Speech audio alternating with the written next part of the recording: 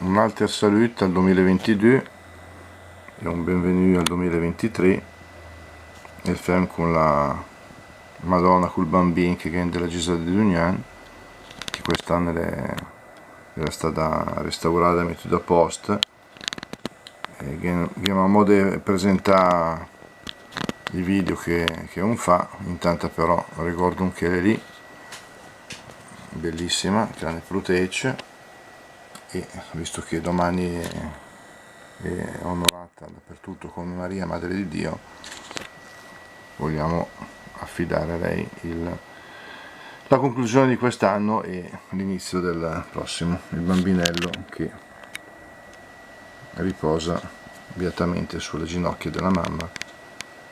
Ecco, faccia sì che anche noi possiamo essere tranquilli e sereni. Ciao ciao.